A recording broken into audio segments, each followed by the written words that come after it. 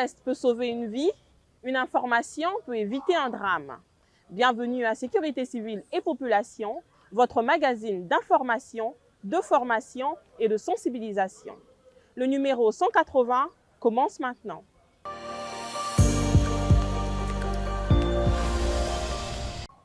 Du 7 au 11 mai 2026, le ministère de l'Enseignement technique et professionnel a organisé sur l'ensemble du territoire national les épreuves pratiques d'éducation physique et sportive, des baccalauréats techniques et professionnels, ainsi que les épreuves écrites des concours professionnels. À cette occasion, le commandement de la sécurité civile a de nouveau déployé son dispositif prévisionnel de secours afin d'assurer la couverture sanitaire des candidats, des personnels de supervision et des agents commis à la sécurisation des centres d'examen. L'action de ce dispositif dans ce commentaire de Georges Lamassamba. Depuis 9 ans, la sécurité civile accompagne les ministères des enseignements généraux et techniques dans la prise en charge sanitaire lors des examens d'État et concours nationaux. Une présence devenue indispensable au regard des exigences organisationnelles et des risques sanitaires liés aux fortes affluences et particulièrement aux efforts physiques fournis par les candidats durant les épreuves d'éducation physique et sportive. Cette année encore, médecins, infirmiers et secouristes ont été mobilisés dans les différents centres d'examen du pays. Installés sous des tunnels et appuyés par des ambulances prêtes à intervenir, les agents de la sécurité civile ont travaillé dans le cadre d'un ordre opérationnel dont l'objectif principal était d'assurer une prise en charge rapide et efficace des candidats, superviseurs et agents de l'ordre afin de garantir le bon déroulement des examens dans un climat de sérénité. Durant les différentes épreuves, plusieurs cas de malaise et autres pathologies mineures ont été enregistrés chez les candidats qui, grâce à la réactivité des équipes médicales déployées, ont bénéficié des soins appropriés et poursuivi les examens dans de bonnes conditions. Au total, 310 candidats ont été pris en charge par les équipes de la sécurité civile, dont 161 femmes et 148 hommes. Une évacuation sanitaire vers un hôpital a été effectuée. Une candidate en état de gestation. Selon les responsables du dispositif, les épreuves se sont déroulées normalement sur toute l'étendue du territoire et aucun incident majeur n'a été signalé. À travers cette activité, la sécurité civile confirme une nouvelle fois son rôle stratégique dans l'accompagnement des grandes activités nationales, notamment dans le domaine éducatif, où la protection sanitaire constitue désormais un maillon essentiel de l'organisation des examens d'État et concours.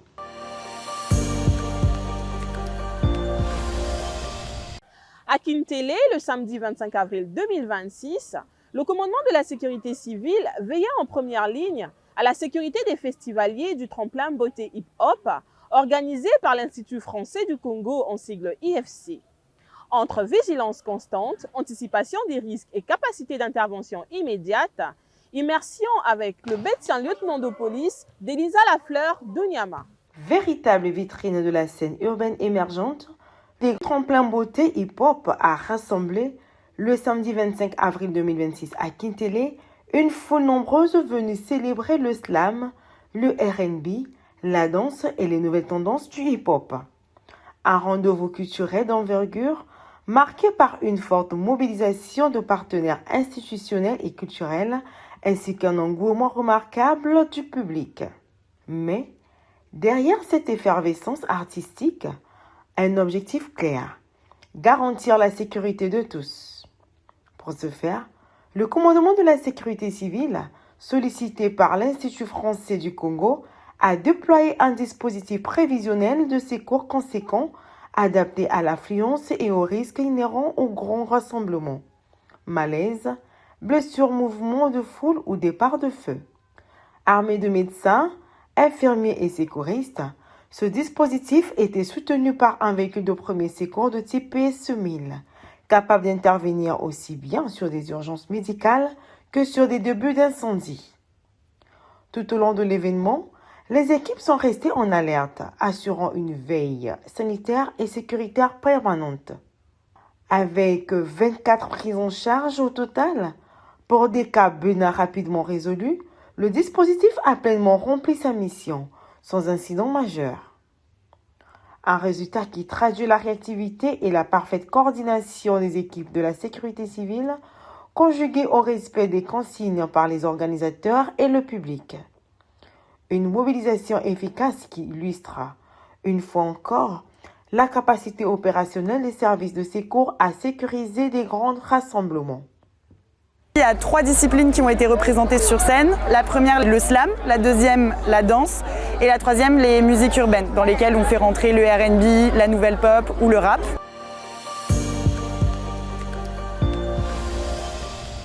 Opérationnelle et prête à servir, la deuxième unité de police constituée du Congo, en sigle UPC, en partance pour la République centrafricaine, a affûté ses réflexes le mercredi 22 avril 2026 à Kintélé, au centre d'instruction de la gendarmerie nationale. Au cœur de cet entraînement, la prévention, lutte contre incendie et secourisme. Une formation stratégique co-organisée par la sécurité civile et le comité technique de l'UPC pour garantir la survie de la troupe en zone de crise. Le récit de cette journée d'instruction avec l'adjudant de police, Georges Lamassamba. Brazzaville, centre d'instruction de Kintélé. Sous un soleil de plomb, l'heure n'est plus à la théorie. Pour les hommes et femmes de la 12e unité de police constituée UPC, chaque geste compte, chaque seconde est précieuse. À quelques semaines de leur déploiement en République centrafricaine, ces agents de la force publique congolaise passent au révélateur de la réalité du terrain. Il y a quelques jours, une équipe spécialisée de la direction de la prévention et de la réglementation du commandement de la sécurité civile a assuré une préparation opérationnelle rigoureuse. La ligne de mire était tracée. Transformer les acquis théoriques en réflexes salvateurs dans un pays où la stabilité reste un défi quotidien et où les risques d'incendie ou d'accident sont quasi permanents. Sur le site, au centre d'instruction de la gendarmerie nationale, les scénarios s'enchaînaient. Les stagiaires étaient confrontés à l'urgence absolue. Évaluation des fonctions vitales, bilan circonstanciel précis et technique de dégagement rapide. Qu'il s'agisse d'extraire une victime coincée sous un engin ou sécuriser un blessé dans un véhicule en péril, la précision était de rigueur. Le volet incendie n'était pas en reste. Face aux flammes réelles, les éléments de l'UPC ont appris à maîtriser le feu. Manipulation d'extincteurs, extinction de foyers simulés et gestion de la panique.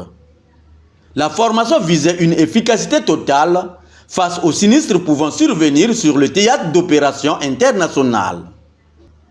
Pour ces contingents déployés chaque année en République centrafricaine, la maîtrise des gestes de secours ne relève pas seulement du savoir-faire technique. C'est un enjeu de sécurité pour les populations civiles et pour les personnels engagés. À l'issue de ces manœuvres, le colonel de police Alphonse Bonazebi, directeur de la prévention et de la réglementation au commandement de la sécurité civile, a tenu à souligner l'aspect déterminant de cette phase pratique. Nous avons vu comment on peut prendre en charge une victime qui soit dans un danger réel, un danger imminent et un danger vital. Et c'est ce que nous avons fait donc en termes de dégagement d'urgence. Nous avons enseigné des méthodes théoriques et pratiques qui donnent la possibilité de dégager en toute sûreté une victime dans un danger réel immédiat et imminent. Cette séquence, disons-le expressément, marque une étape charnière du cycle de préparation. En plaçant les agents dans des conditions proches de la réalité opérationnelle, le commandement de la force publique s'assure que la 12e UPC disposera des outils nécessaires pour mener à bien sa mission de contribuer à la stabilisation. Professionnalisme, réactivité et sang-froid, tel est le triptyque sur lequel repose désormais le futur succès de ces ambassadeurs de la paix en terre centrafricaine. Notons que l'unité de police constituée de la République du Congo en République centrafricaine comprend des gendarmes et policiers.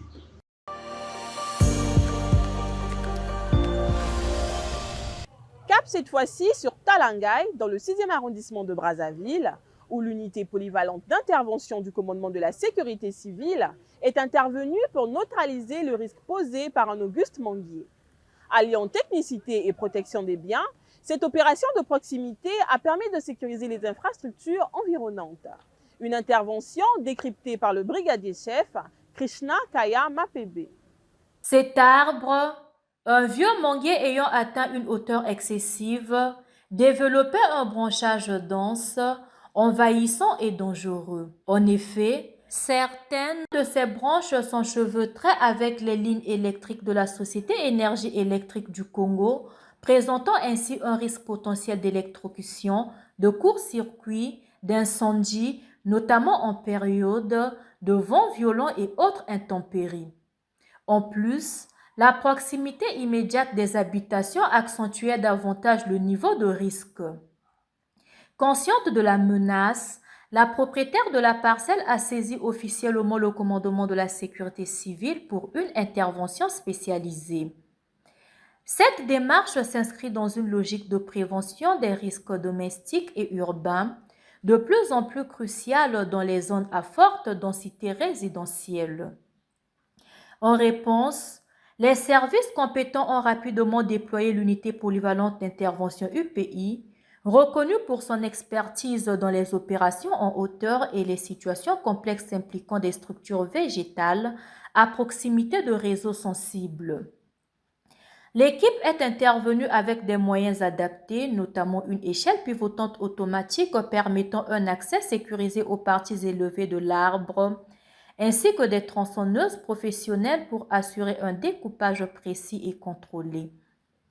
L'opération a consisté en un élagage méthodique visant à réduire le volume du houppier, suivi du morcellement des sections les plus importantes. Chaque étape a été exécutée dans le strict respect des normes de sécurité, tant pour les agents que pour l'environnement immédiat. Une coordination rigoureuse a permis d'éviter toute chute incontrôlée de branches et toute perturbation des installations électriques. Au terme de l'intervention, le danger a été entièrement écarté, au grand soulagement de la propriétaire et des riverains. Cette action illustre l'importance de la collaboration entre les citoyens et les services publics dans la gestion proactive des risques liés à l'environnement urbain. Elle met également en lumière le rôle stratégique de la sécurité civile dans la prévention des incendies liés aux arbres vieillissants, mal ou pas du tout entretenus, particulièrement lorsqu'ils se situent à proximité des infrastructures critiques.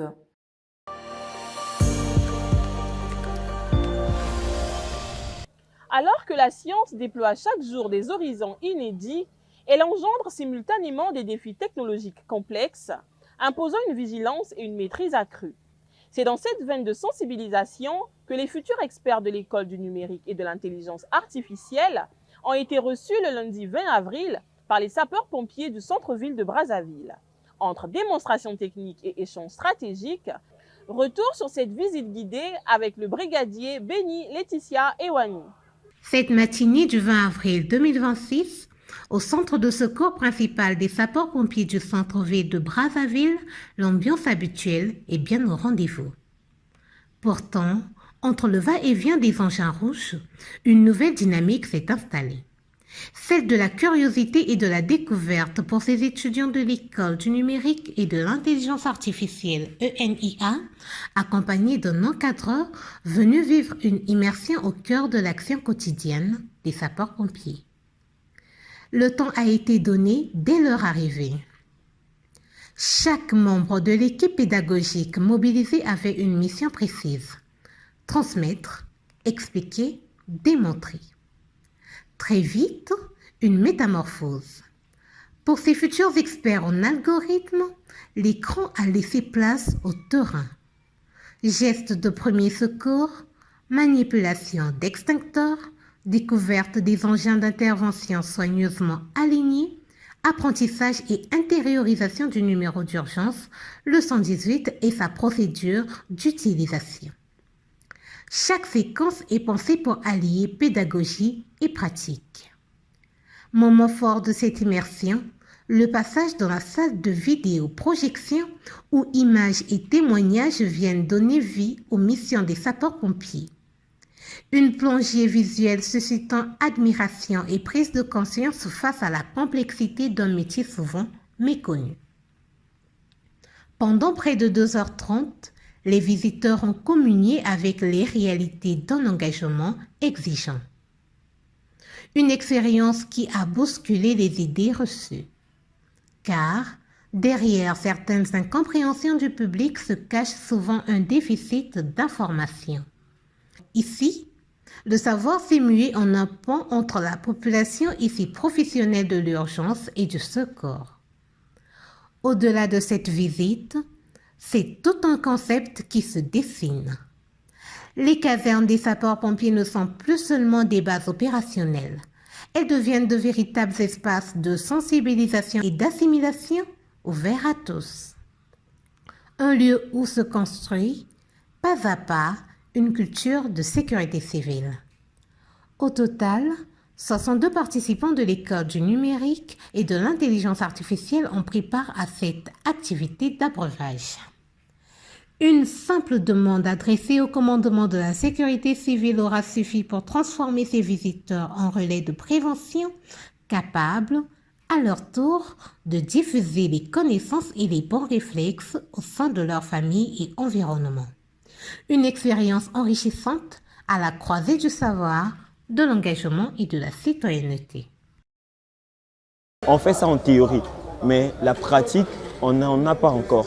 D'où la nécessité de venir ici apprendre tout cela en pratique pour qu'on ait au moins une idée s'il y a un accident ou quelque chose dans ce genre pour que nous, étant auxiliaires de vie, on puisse agir à la minute. L'objet de notre visite ici, c'est de venir apprendre comment fonctionnent les sapeurs-pompiers par rapport à notre option. J'ai beaucoup appris parce qu'il y avait beaucoup de choses que je ne savais pas.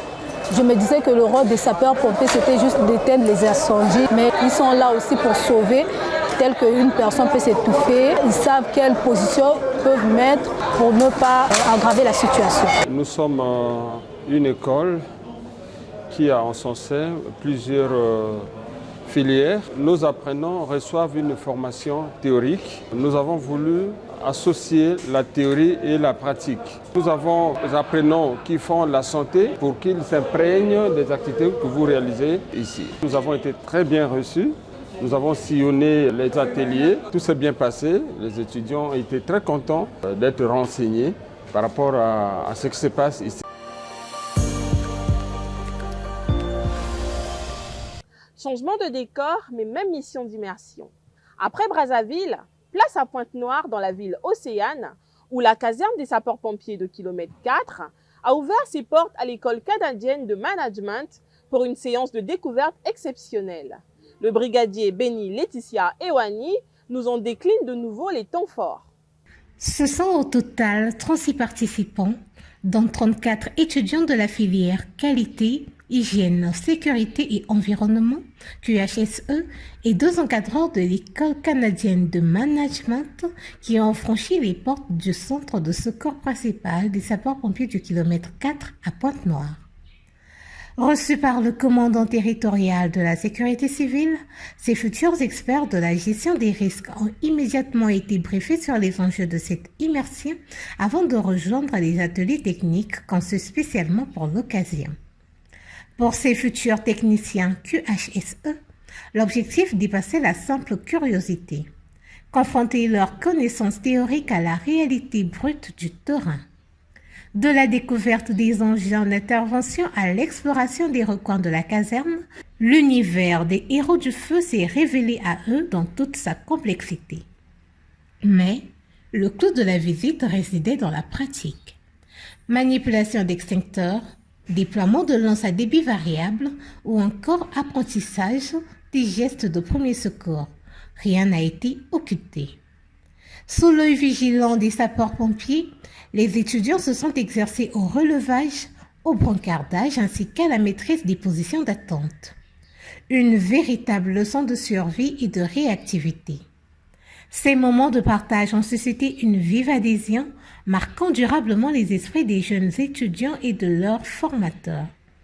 Cette visite m'a permis de faire asseoir les connaissances théoriques que nous avons à l'école, notamment de faire un exercice pratique sur la position latérale de sécurité, PLS, et aussi de voir tous les équipements qu'on utilise sur les camions de pompiers, comme celui derrière moi, pour faire une intervention lorsqu'il y a un incendie à la cité.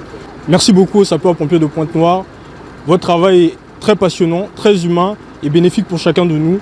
Merci d'être là. Je vous encourage à continuer ce que vous faites. Ça a été une journée très instructive. Nous avons appris comment intervenir en cas d'incendie, en cas de danger. On a vu des machines de près parce qu'à l'école, c'est la théorie. Et là, on est passé en pratique. L'expérience était très enrichissante parce que on a pu mettre en pratique tout ce qu'on nous apprend à l'école. On a pu apprendre à faire du secourisme, à mettre des gens en position latérale de sécurité. On a appris comment éteindre un feu avec des extincteurs. On a appris qu'il y a plusieurs types d'extincteurs. Donc je pense que cette expérience sera bénéfique parce qu'on pourra gérer plusieurs situations dans des entreprises. Nous avons eu à pratiquer 4 activités. J'ai été très impressionnée par leur réactivité et ils m'ont aussi appris qu'un sapeur-pompier, c'est une personne qui met sa vie en danger pour les autres. Ici, ils prennent la discipline et le courage comme priorité et ça m'a vraiment touchée. Dans le cadre de la formation des étudiants QHSE, et tout comme dans d'autres formations ou dans d'autres filières, l'école a toujours organisé des journées pour permettre à ces derniers de palper du doigt la réalité professionnelle. Et non seulement ça, ça permet aux étudiants de mettre en pratique ce que la théorie a essayé de démontrer dans les salles de classe. C'est dans ce cadre que l'École canadienne de management a organisé une journée en relation avec les sapeurs-pompiers de Pointe-Noire pour que les étudiants viennent apprendre comment les sapeurs-pompiers utilisent les gestes qui sauvent en ce qui concerne les gestes de premier secours, comment les sapeurs-pompiers combattent le feu, là nous sommes dans la lutte incendie, et surtout quelle est aussi la relation qu'il y a entre les sapeurs-pompiers et le QHSE. Cette activité, devenue de plus en plus un rendez-vous incontournable dans la ville océane, gagne chaque jour en ampleur.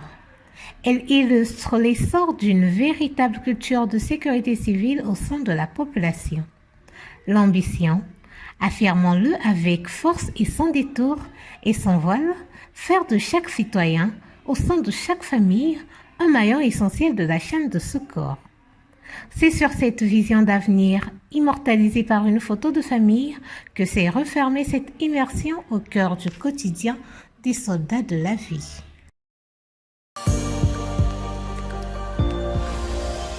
Le monde est caractérisé, comme vous le savez, par le surgissement d'innombrables catastrophes, souvent dramatiques avec des pertes de vies humaines et des dégâts matériels importants. Aujourd'hui, dans notre rubrique L'univers de la sécurité civile, vous aurez tour à tour les images de chavirement d'une embarcation de migrants dans la Manche, entre l'Angleterre et la France, l'accident mortel de 5 adolescents français dont le véhicule a fait une embardée dans un ravin dans la ville de Sarras en France et les méga-feux de forêt survenus en Hollande, avec parfois la propagation sur des terrains militaires.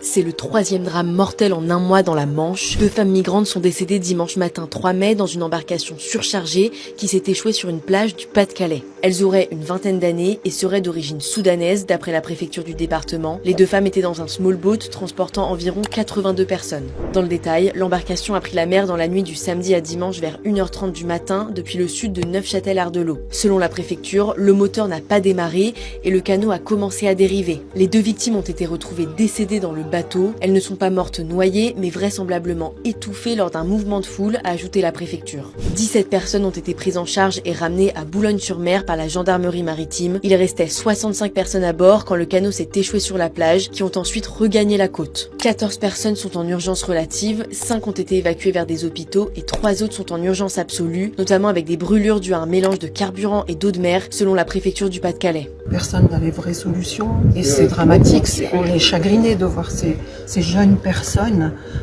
qui cherchent à fuir. Là, il y avait notamment des mamans enceintes.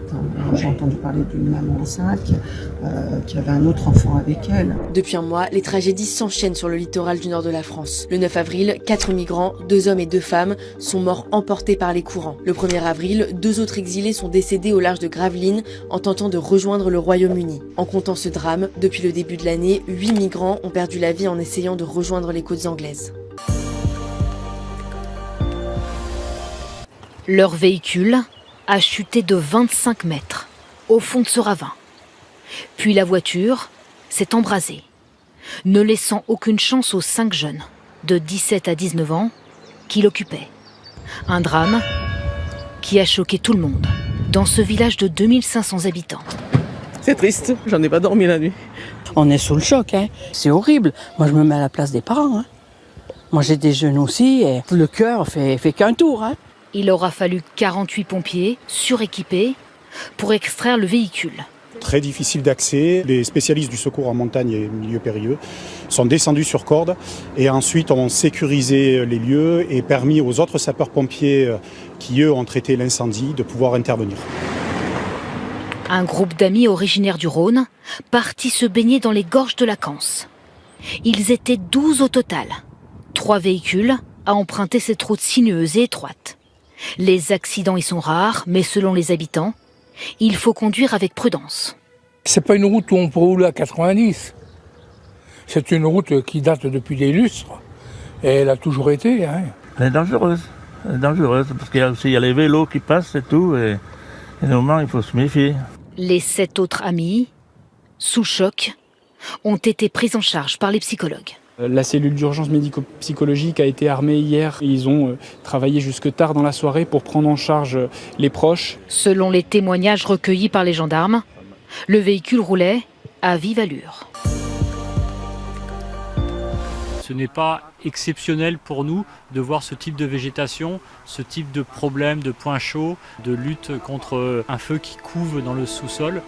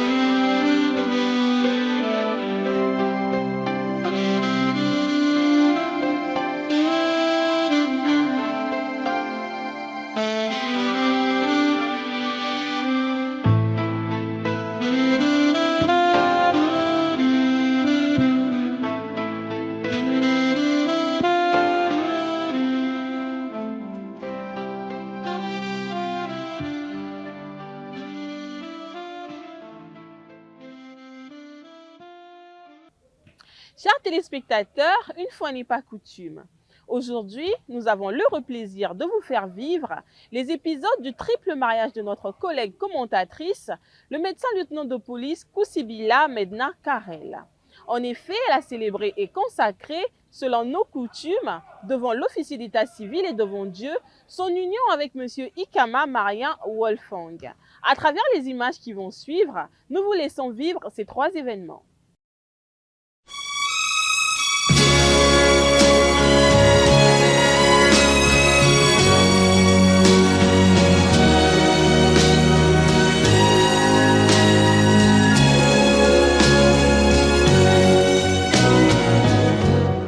Laisse-moi t'aimer toute une nuit. Laisse-moi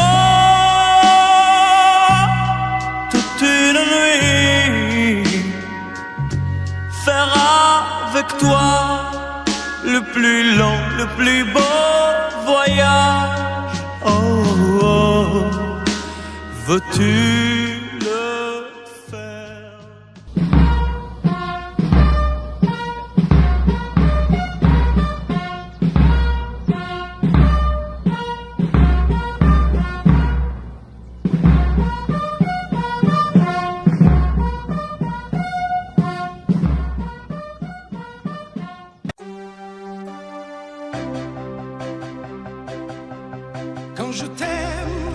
J'ai l'impression d'être un roi, un chevalier d'autrefois, le seul homme sur la terre. Quand je t'aime, j'ai l'impression d'être à toi, comme la rivière au delta, prisonnier volontaire. Quand je t'aime, tous mes gestes me ramènent à tes lèvres ou à tes bras, à l'amour avec toi.